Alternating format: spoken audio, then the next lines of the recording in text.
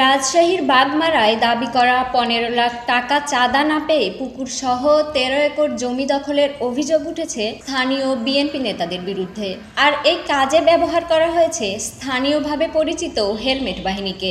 আওয়ামী লীগ সরকারের আমলে তারা ক্ষমতাসীন দলের এক নেতার নিয়ন্ত্রণে ছিলেন, এখন কাজ করছেন বিএনপি নেতার হয়ে। আর এই হেলমেট বাহিনী নিয়ে এখন ভীত সন্ত্রস্ত এলাকাবাসী। গত 25 অক্টোবর উপজেলার দুলারিপাড়া আন্ধিয়ার বাগানের ব্যক্তি মালিকানাধীন এ পুকুর সহ 13 একর জমি লিজ নেন স্থানীয় বিএনপি ও জামায়াতের 4 নেতা সহ 5 জন। গত 4 নভেম্বর লিজ গ্রহীতারা মাছ ছাড়ার জন্য পুকুর ঘাটে গেলে তাদের ওপর হামলার ঘটনা ঘটে। এতে নারী সহ অন্তত 10 জন আহত হন। 15 লাখ টাকা চাঁদা না দেয়ায় স্থানীয় বিএনপি নেতাদের হয়ে জালাল উদ্দিন তার হেলমেট বাহিনী নিয়ে এ হামলা চালান। আব্দুর হিটলার ভাইকে নিয়ে আমি বাগান গেছি, যে আমরা তো একটু পরিদর্শন করতেছি যে কীভাবে পরিচর্যাটা করা যায়। পরিদর্শনে যাওয়ার সাথে সাথে জালাল গ্রুপ, এক কথা আওয়ামী লীগের একটা হেলমেট গ্রুপ আছে, তার লিডার হলো জালাল। এই জালাল গ্রুপ আসে আমাদেরকে আক্রমণ করে। কিরে তোরা বাগানে আসছিস কেন? বাগানে আসছিস তো টাকা নিয়ে আসছিস, 15 লক্ষ টাকা চাঁদা দেওয়ার কথা ছিল, কই টাকাটা দে। টাকা না দিতে তোর কিসের টাকা দেবো, তুই কে? কথা বলতেই মারপিট শুরু করছে। এমনভাবে মারিছে সাংঘাতিক মারার পরে যেন অজ্ঞান পড়ে গেছে, গোটা কাপড় টানা খুলতে ন্যাংটকে খুলে বলে মানুষজন থেকে বেড়াকে মা বোন ইজ্জত আছে, কাপড় খুলো না, বেড়াকে লাগা পর টাইনা হেঁটা দিস। একটু বাগানে ঢুকতে আসলে টাকা 15 লাখ দিয়ে ঢোকা লাগবে, তাছাড়া বাগান পাওয়া ভাঙা দেবো, ঢুকলে মারবো বলতে তো শুরু করছে মার। ওই স্বাধীন শুদ্ধ আমার মা এক মারে, ওই ধর আমার বাপা উলঙ্গ হয়ে গেছে, তাও সে অবস্থায় মারিচ্ছে। পরে মুখ দিয়ে লাখ রক্ত পড়ে যাচ্ছে, কোনো মতো টাইনা পানি নিয়ে গেছে, নিয়ে যে এখন মনে করেন না বাঁচা অবস্থা। দৌড়ে আসে দেখি যে সালামের মানে লেপখাতে দৌড়ে ঢাকা ফেলাছে। এখন মেডিকেল বাগমারা লিয়ে গেছে, লিয়ে যায় ওখানে চিকিৎসা পাতি করার পরে হয়নি, না হ্যাঁ বাইটা আবার লিয়েছে, লিয়ে আসে আবার লিয়ে গেছে রাজশাহী। জালাল উদ্দিন আওয়ামী লীগের হেলমেট বাহিনীর প্রধান হিসেবে স্থানীয়ভাবে পরিচিত। গত 5 আগস্টে ছাত্র জনতার আন্দোলনে হামলায় তারা অংশ নেন। তবে আওয়ামী লীগ সরকারের পতনের পর জালাল ও তার অনুসারীরা বিএনপি নেতাদের হয়ে কাজ করছেন। 5 আগস্টের পর এই পুকুর সহ এলাকার বেশ কিছু পুকুর থেকে মাছ লুটেও অংশ নেন তারা। ওরা আগে আওয়ামী লীগই ছিল, আওয়ামী লীগের নেতা ছিল, যেমন না সরকার পলট কাছে, এখন বিএনপির বিরাট নেতা। ওরা আগে হলো নৌকার ভোট না দিলে বলা ঘাটা সাইন্দা বসে থাকছিল, এখন হলো নয়া বিএনপি। জালাল চৌকিদাররা একদিন আমরা দেখছি হাসা লাঠি লিয়ে ঘুরে ভ্রমণ গেছে, এরাও হলো মানে ঘুরেছে 5 তারিখে, এরা আজকে আসে বড় বিএনপি সাইজ। যখন যে ক্ষমতায় আসে সে দলের নেতারা এই জমি ও পুকুর দখল নেয়ার চেষ্টা করে। এই জমির মালিকরা যেমন ক্ষতিগ্রস্ত হয়, বিপরীতে যারা লিজ নেন তারাও ক্ষতিগ্রস্ত হন। ক্ষমতার পালা বদলে এই জমির ওপর এখন বিএনপি নেতাদের চোখ পড়েছে।